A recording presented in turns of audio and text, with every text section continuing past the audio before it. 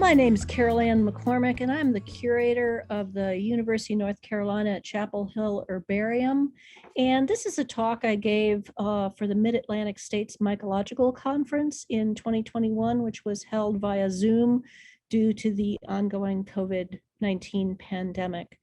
The organizers of the meeting were Dr. Van Cotter, Suzanne Cadwell, Dan Myers, Corbin Bryan, and Davis Upchurch here in the mycological group at the Herbarium. So the topic of my talk is the history of mycology at the University of North Carolina at Chapel Hill. And I want to say right off at the top that this is going to be a very quick trot through the history of mycology. We have about 140 years of mycology here at Chapel Hill. And so this is going to be a very quick tour. And up front, I want to make a true confession that I am not a mycologist by any means. I'm proud to say that I have learned all of 2 fungi, which grow in the forest around my house in southeastern Alamance County. There on the left is Calostoma lutescens, Galliella rufa, and Ernula craterium. And my goal for the coming year is to learn at least 1 more. Another thing I want to say right off the top is that I'm going to be using the acronym NCU throughout this talk, and it's not because I'm dyslexic, but it's because herbaria around the world have official acronyms. The official acronym of the University of North Carolina at Chapel Hill Herbarium is very confusingly NCU. So when I talk about the university, I tend to say UNC or Chapel Hill or Carolina, but when I'm referring to the herbarium, I use NCU. My next true confession is that I have no first-hand knowledge of Dr. Coker or Dr. Couch or really any of the mycologists I'm going to talk about today. What I've learned about them and about mycology in general at Chapel Hill is a direct result of a National Science Foundation grant, which we were awarded in 2012. And I'll talk more about that in a few minutes. The real treasure trove of information about mycology at Chapel Hill, both academic and at the community level, is Bill Burke. He's a mycologist and the retired librarian of the Couch Library in Coker Hall at Carolina. We could not coax him out of retirement to do this talk, but I'm greatly indebted to him for the resources that are shown on this slide.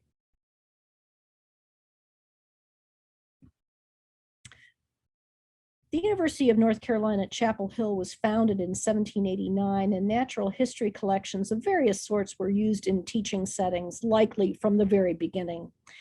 Joseph Austin Holmes became a professor of geology and natural history at Chapel Hill. He expanded greatly on the natural history course offerings, and he justified this by explaining that plant sciences related to practical agriculture, and he included the study of fungal parasites on crops in his courses. Holmes was also in charge of the University Museum, which apparently had about 3,000 specimens of rocks, zoological and botanical specimens illustrating local flora and fauna. Holmes and his rather awesome mustache departed UNC in 1891. He became the state geologist. And it is unclear what happened to those 3,000 items in the University Museum. George Atkinson at the bottom was also a faculty member at this time. He actually taught entomology and zoology, though he's actually best known as a mycologist. His fungal herbarium is curated by Cornell University. And even after his departure from Carolina, he continued to collaborate with faculty, particularly Dr. Coker. He did a lot of collecting, and he and Coker traded specimens for determination. And I found it interesting to note that Atkinson died in our last great pandemic, which was the 1918 Spanish flu. The real start of mycology at Chapel Hill begins with the arrival of William Chambers Coker in 1902, and the first full class devoted solely to fungi was taught by Coker in 1904, and that was a class on the lower fungi. He followed that up in the spring of 1905 with a full class on the higher fungi. In 1908, Coker became the first chair of the botany department. So before that time, there was a biology department. In 1908, it split into botany and zoology. And this coincided with the move of the botany department into the newly built Davy Hall, which for the first time had space devoted to herbarium cases. And while without doubt botanical and mycological specimens had been used for teaching purposes in decades prior, we really recognize 1908 as the founding of the herbarium because that was the first time an effort was made to collect and to really curate both fungal and vascular plant specimens. Mary Coker Jocelyn published a biography of her uncle, and I recommend this to anyone who wants to really dive into the history of botany and mycology at Chapel Hill. One really can't talk about mycology here at Chapel Hill or Dr. Coker without talking about Alma Holland Beers. She was Coker's collaborator in every aspect. She served as a researcher, an editor, an illustrator. She's recognized as being the first woman hired as a research assistant in the botany department. However, she was allowed to teach only if Coker was present in the classroom because he believed his presence would discourage uncouth behavior. The reason I like Alma Holland Beers is that she has really good handwriting, and Dr. Coker has really abysmal handwriting. His handwriting is on the left and hers is on the right. Those are some herbarium labels of specimens curated here at Chapel Hill. One can't really talk about mycology at Chapel Hill without talking about Highlands, which is a little town in western North Carolina in Macon County. It's up in the mountains and it's basically in a temperate rainforest. And this photo shows a collecting trip near Highlands. James Leidy Coker Jr. is the gentleman on the far left, and he was Coker's elder brother. And then next is Coker, and there's Alma with her wonderful hat and her picnic basket. And the person on the far right is Johnnathaniel Couch, and he has a tin vasculum, which was used for collecting plants. Many Chapel Hill faculty and students spent summers up at Highlands doing research, collecting, and to this day we curate thousands of botanical and mycological specimens that were collected at Highlands. Highlands Biological Station continues to offer field classes to the public and to university students, and it is a wonderful place to go and visit. So if Coker was the founding father of mycology, then certainly Johnnathaniel Couch was the heir to that title. He earned both his master's and doctoral degrees with Coker here at Chapel Hill. He became a faculty member, and he succeeded Coker as the second chair of the botany department. Like Coker, he taught not only mycology, but he taught botany of all sorts. He had many undergraduate students, and William Martin of Randolph-Macon College will be speaking later today about some of Couch's Coelomyces specimens that were recently rediscovered here at Chapel Hill, and we sent them to him for determination. In preparing this talk, I used a list of dissertations that was compiled by Bill Burke and his colleagues in the Couch Library in 2005. And this is a list of dissertations completed between 1912 and 2005 in the botany department at UNC-Chapel Hill.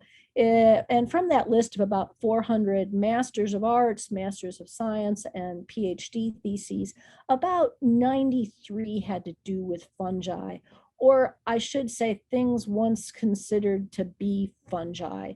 And the next few slides will show these dissertations, and these really chart the journeys of not only the graduate students who did them, but also the overall direction of how fungi were studied in the biology department, in the, botany department. The this first slide shows both the 1920s and 1930s, and the people highlighted in red went on to become faculty members in the botany department at Chapel Hill, and the scientists in blue are women. You'll notice that the first three theses are Couch's master's and doctoral degree, and then Henry Rowland Totten's doctoral thesis. And this really, this really sets the tone for the next few decades, because Coker, Couch, and Totten basically were the botany department. And even though Totten got his PhD studying fungi, and he certainly continued to collect fungi for the herbarium, his teaching and research really from then on focused on dendrology, and he taught pharmacognosy, which is the use of plants and natural products in medicine. One thing that struck me about these early graduate students in the botany department was the number of women. And I think this reflects not only the talented pool of students, particularly those from University of North Carolina at Greensboro, which was back then the North Carolina Women's College, but it also reflects Coker's enthusiasm to have women graduate students and as research collaborators. Another aspect of this, I think, is the Great Depression, which lasted from 1929 to 1939 in the US. And I think this was a social factor in having so many female graduate students at this time. Sons were expected to work at whatever paying job they could find to support the family, whereas a daughter who was educated could find a job as a teacher. And teaching was really one of the few professions that was open to women at this time. So it made sense for a daughter to attend college and even graduate school. One of these early talented women is Velma Dare Matthews. She was graduated with a BA from the North Carolina College for Women, which I said is now UNC Greensboro, and then went on to study with Dr. Coker for both her master's and doctoral degrees. She spent the majority of her career at Coker College in Hartsville, South Carolina. She was chair of the biology department there for 22 years, and she was the first woman to serve as the president of the South Carolina Academy of Science. She died at the young age of 53. Another student at that time, not a graduate student, but rather an undergrad at that time, was Ken Raper. He worked on penicillin production during World War II in lieu of military service. And he said, we set out with three goals in mind. First, to find a better nutrient for the mold that would give higher yields. Second, to produce penicillin in submerged cultures so we could grow it in big tanks. And third, to find a mold that would produce more penicillin than the strain that originally came from Alexander Fleming's lab. Later in his career, during the winter of 1974, Ken Raper returned to Chapel Hill to study slime molds, a group that he'd studied as a graduate student. And he said he was basically doing that just for the joy of finding out what was going on. Another one of those early graduate students is Frances Faust Lombard, and she's one of my favorite collectors. I think because it took some detective work to find out about her. One of my pet peeves is when women change their names, and she changed her name when she got married, and it took me a long time to follow her career because of that name change. In 1941, she joined the U.S. Department of Agriculture and specialized in the identification of wood decaying organisms. And she described many fungi, named many fungi, and even had a fungus named in her honor. Leticorticium lombardii is named in her honor. Here are some of the dissertations done here in the botany department in the 1940s.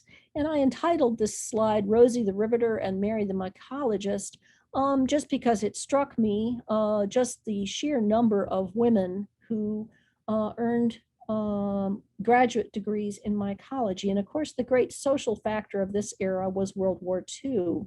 which opened up not only work and educational opportunities for women. Lindsey Olive earned his degree with Coker in 1942, and he went on to become a faculty member. You'll see his name there in red. The other great change that happened in this era was that Coker retired from the botany department in 1945.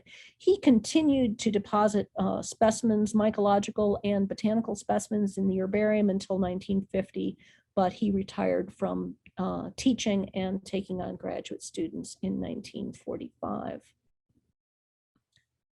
A very talented person of this time, an alumna of this time, is Alma Barksdale. She did both her master's and doctoral degrees with John Couch. And she, after graduate school, she was a professional mycologist in the Department of Antibiotic Research at Upjohn Company in Kalamazoo, Michigan. And of course, this is the era of the great explosion in the discovery of all sorts of antibiotics. Cyclohexamide, which is an antifungal agent, was discovered by Alma in the mid-1940s, and it was used for controlling fungal spot diseases in cherries and on turf greens.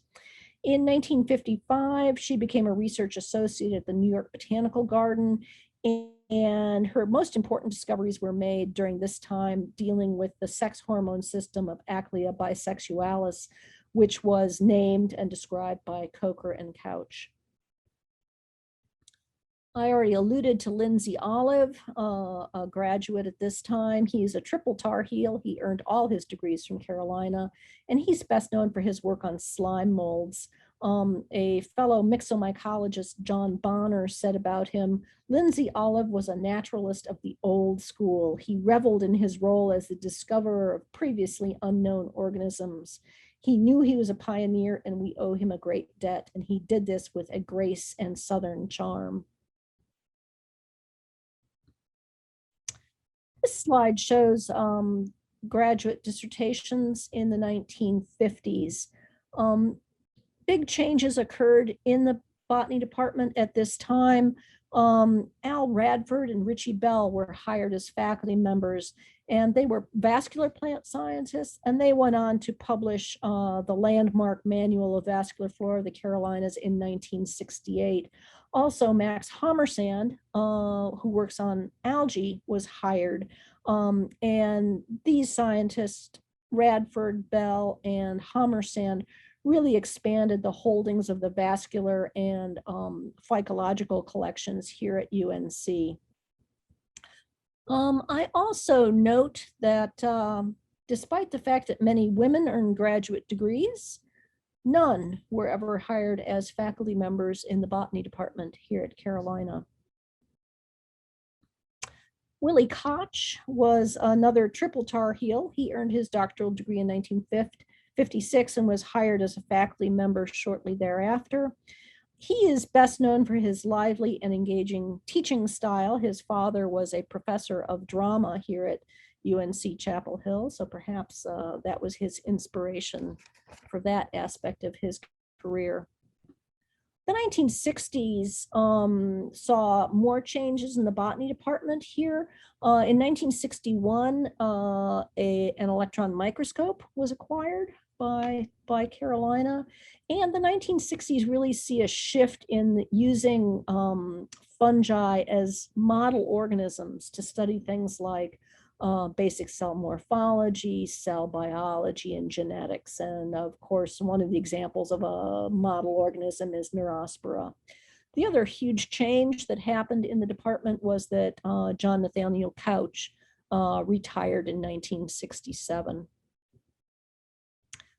One of the graduate students that interested me at this time was Miriam Slifkin. She was a person about who I knew nothing until I was preparing for this talk. She got both her graduate degrees at Carolina and was working as a scientist out in Research Triangle Park at the National Institutes of Environmental Health Sciences. And according to her obituary, Miriam and other women scientists were suddenly fired by a new NIEHS director in 1972 Miriam did not take this passively. Instead, she investigated and she uncovered rampant discrimination and sexual harassment throughout her branch. She made a life-changing decision to bring a class action suit, and she won.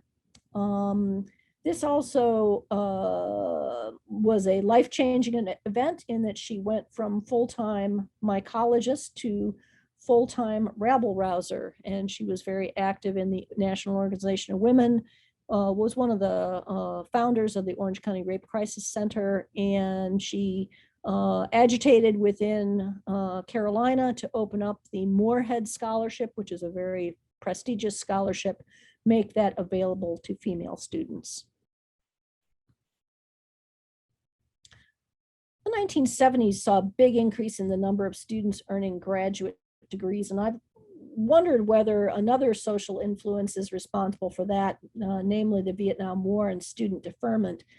Before Congress reformed the draft in 1971, a man could qualify for student deferment if he could show he was a full-time student making satisfactory progress in just about any field of study. He could go on to school and be deferred from service until he was too old to be drafted.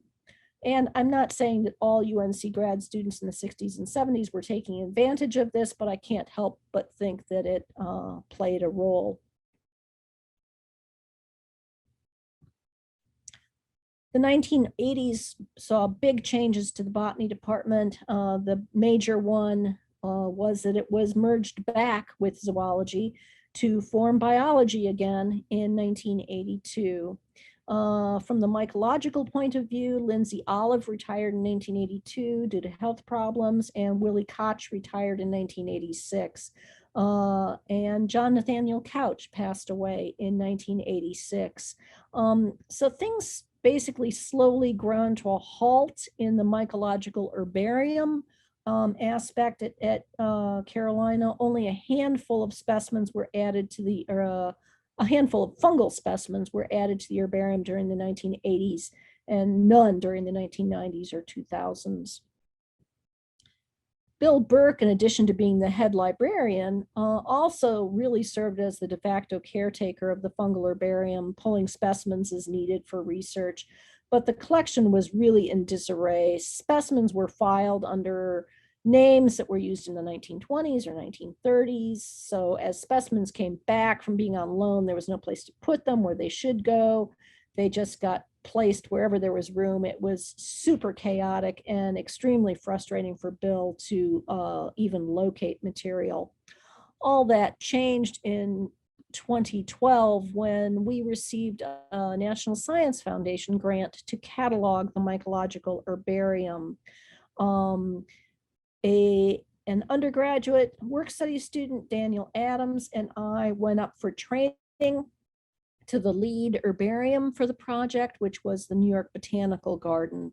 And there we met Dr. Barbara Tiers, who has continued to be a really valuable colleague and friend to the mycological collection here at UNC-Chapel Hill. When we got back, when Daniel Adams and I got back from New York, we realized that the first order of business was to get organized. And so Daniel pulled everything out of the cases. Here's all the boxes and drawers that were in the herbarium, mycological herbarium cases, and he organized everything alphabetically by genus and species. The result of the National Science Foundation grant was MycoPortal, which is an online portal where you can search hundreds of mycological collections, or you can just search one. You can search by species, by collector, or by location. It's a really, really powerful tool to both academics and to the mushroom enthusiast. Here's a sample record. On the right, you'll see an image of the label of a specimen of Clavaria mucida. This specimen was collected by Velma Dare Matthews in 1938 from 40 Acre Rock in Lancaster County, South Carolina. And one of the really great aspects of MycoPortal is that you can assign a latitude and longitude. So here I have placed this specimen at 40 Acre Rock Heritage Preserve in South Carolina. And you can also ask, where else has this fungus been collected? Search all herbaria, and you get the map on the right. And you can click on those dots and it'll open up the specimen record for that very collection. Also within MycoPortal, it tallies your collection, which is very, very handy. And so NCU has about 31,000 specimens. Most of those are georeferenced. And just for fun, earlier this week, I arranged them chronologically and discovered that our earliest one was collected in 1835, and latest one was collected a mere few weeks ago. In 2014, NCU took another real giant leap forward when Dr. Van Cotter began to volunteer. He was sent our way by Dr. Barbara Tiers at New York Botanical Garden. She knew how little mycological expertise we had. And when Van showed up, I pitched the idea of going through our collection and finding Dr. Coker's type specimens and getting them into archival packets and labeling them as types. I remember that I had Dr. Coker's books on boletes of North Carolina, and I randomly thumbed through it to a species that Coker had named. We went to the recently reorganized cases, found the holotype, and Coker had not marked it in any special way, and it may have even been a lunch napkin. That was not uncommon. So Van jumped right into this project, and when undergrad Dan Myers joined him in 2017, that project really began to bear fruit.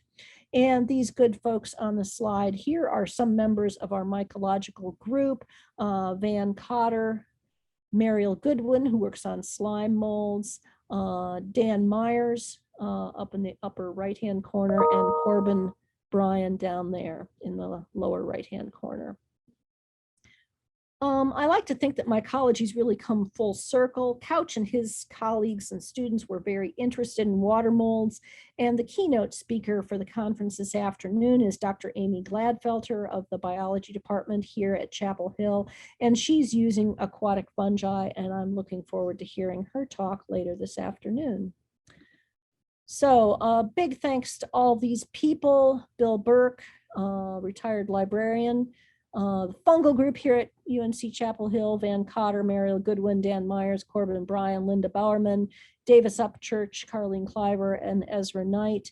And I forgot to mention during the talk Leonie Salgado and Shanna Oberreiter, who did the majority of the digital images and the databasing of the specimens here at Chapel Hill. And Dr. Barbara Tiers up at New York, who continues to be a mentor for us. And Dr. Andrew Miller up in Illinois, who continues to curate mycoportal.org. So with that, I want to say, please visit us. We are located in Coker Hall in the center of campus. So we are a department of the North Carolina Botanical Garden, but we are not located at the garden. We are located up next to the bell tower in the center of campus. And if you're here at the right time of year, you might be able to see some nice chip cherry fungus, which undergraduate Corbin Bryan discovered growing around Coker Hall earlier this fall. This is a nice portrait of Dr. Coker, which hangs in the herbarium. And I believe we are the only herbarium which curates botanically themed license plates. So if you have a license plate that you do not need anymore, a botanically themed license plate or mycologically themed license plate, please contact me and we would be happy to take it. Thank you.